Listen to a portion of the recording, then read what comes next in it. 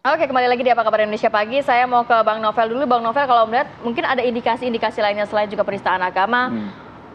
Tadi Bang Novel juga mengatakan ada 17 poin 16 terkait poin 16 kita poin catat, terkait kita catat. polemik Al Zaitun. Betul. Apakah juga yang diduga selama ini mungkin terafiliasi dengan NII, KW9 dan lain sebagainya yang harus juga diusut tuntas di sana, Bang? Iya.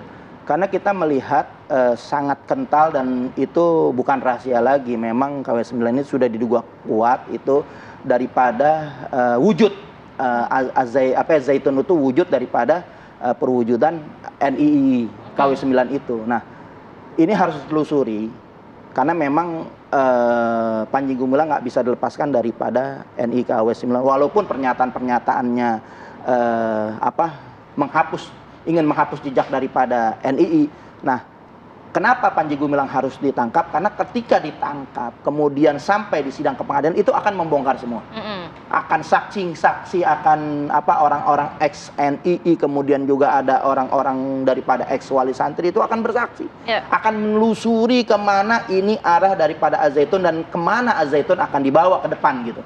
Nah, kita juga melihat orang-orang yang terlibat nanti itu di belakang Panji Gumilang itu juga harus bisa diusut tuntas. Dan kenapa harus dibubarkan daripada Al Zaitun? Karena untuk memutus mata rantai daripada doktrin-doktrin sesat, kemudian dari gerakan-gerakan di bawah tanah. Maksudnya dalam arti pondok pesantrennya dibubarkan? Iya. Nasibnya lantas bagaimana untuk ratusan santri? Jadi kalau nasib daripada pondok itu nanti bisa dikelola oleh negara. Mungkin dari Kemenak, kemudian juga diarahkan oleh MUI, dan pesantren-pesantren di Indonesia termasuk Habib Bahar sendiri sudah menyatakan siap menerima, dan saya juga siap mendidik gitu. Siap mendidik, dikembalikan ke Hito semula dengan aswajanya, baik silahkan mau diambil dari pondok pesantren NU, kemudian juga dari lembaga pendidikan Muhammadiyah, semuanya yang ada di Indonesia ini saya rasa siap untuk menampung dari pondok pesantren Al Zaitun. Mungkin juga bisa digunakan pondok pesantren Al Zaitun ini tetap digunakan atas pengawasan daripada negara dan pengawasan dari MUI, bahkan mungkin dosen-dosen kampus-kampus yang ada di Indonesia ini, karena kan ada kampusnya juga, itu bisa juga mengajarkan untuk mengembalikan daripada aliran ataupun paham seperti paham atau aliran yang ada pada umumnya ini, yang tidak menimbulkan kontroversi yang sangat sesat dan menyesatkan itu. Itu sangat mudah saya rasa kalau untuk bisa langkah ke depan daripada Al Zaitun harus kemana. Dan kita harus juga melihat keadilan apa yang tadi sampaikan Pak Herul. Memang Al Zaitun sampai saat ini nggak ada terindikasi melakukan kekerasan, apalagi tindak terorisme.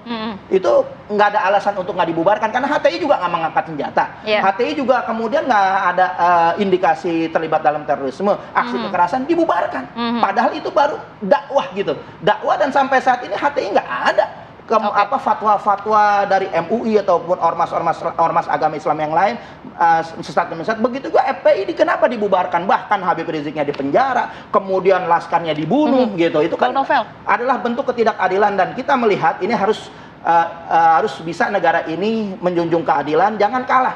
Jangan sampai negara ini kalah dengan Al Zaitun, jangan sampai negara ini kalah dengan kesesatan penistaan agama. Karena kita sudah melihat negara ini boleh dikatakan penista-penista agama itu dipelihara, dan penista-penista agama ini adalah merupakan aset untuk diletupkan, diledakkan. Karena ini kita melihat eskalasi politik yang begitu sudah sangat tinggi 2024. Saya takut ini ditunggangin kepentingan politik untuk mengadu domba umat Islam. Bang, singkat saja, tapi kalau kekhawatiran dari Bang Novel sendiri melihat sekarang ini arahnya kan hanya penangkapan dari pimpinannya saja. Kalau dari MUI juga katanya nggak akan sampai pada penutupan ataupun pembubaran Al Zaitun. Nantinya apa yang akan terjadi kalau dari pandangannya Bang Novel sendiri? Ya, jadi kita melihat MUI ini mencoba untuk melakukan tindakan-tindakan mungkin yang boleh dikatakan preventif ya, pencegahan daripada untuk tidak sampai terjadi penutupan. Mungkin kalau penutupan ya memang akan terjadi pergolakan kedua belah pihak. Mungkin kalau Panji Gumilang ditangkap, kemudian juga Zaitun ini nggak dibubarkan, ada pihak lain yang minta dibubarkan, sementara juga ada pihak lain yang jangan sampai dibubarkan. Nah, kita melihat, tetap kita harus melihat MUI ini harus bertindak tegas.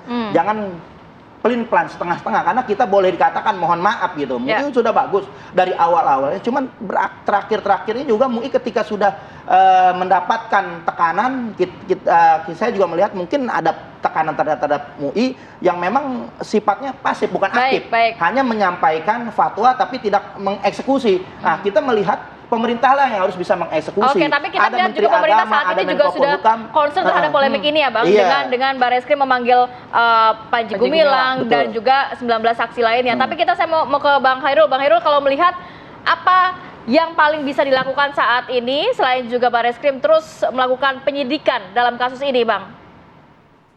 Iya, tentunya kalau saya kan memang melihat adanya indikasi tadi ya, keterlibatan dan andil ya, peran dan andil katakanlah aparatur keamanan negara lah ya, gitu ya, dalam konteks aktivitas di Pondok Al Zaitun ini ya.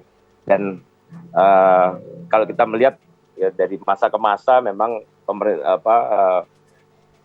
kita ini, negeri ini seringkali menangkal atau mengatasi masalah-masalah ancaman terhadap kedaulatan, terhadap stabilitas, terhadap keamanan nasional, gitu. Itu selalu dengan pendekatan-pendekatan yang sekuritisasi, pendekatan-pendekatan yang kemudian caranya mengelola itu kemudian menimbulkan kerugian, menimbulkan konflik horizontal, begitu ya.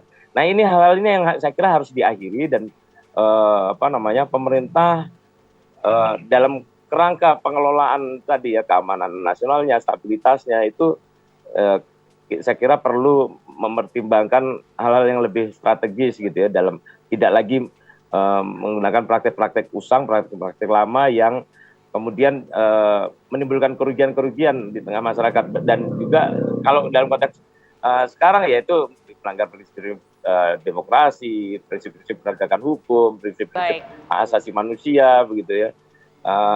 Sehingga ya saya kira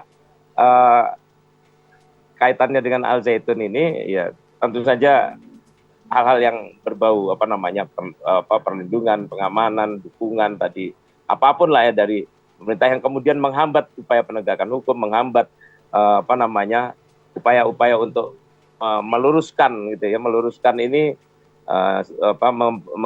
memperbaiki situasi supaya menjadi pulih kembali, itu jadi terhambat gitu.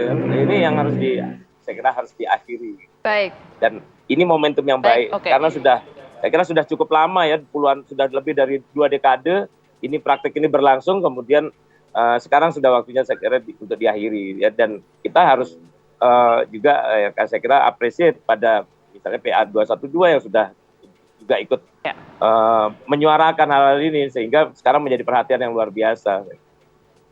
Ya, sudah puluhan tahun ya, kita harapkan semoga saat ini sudah mulai menemukan titik terang begitu ya berkaitan dengan kontroversi dari Al Zaitun itu sendiri. Terima kasih Bang Khairul telah bergabung bersama kami dan juga Bang Novel atas pandangannya pada pagi hari ini.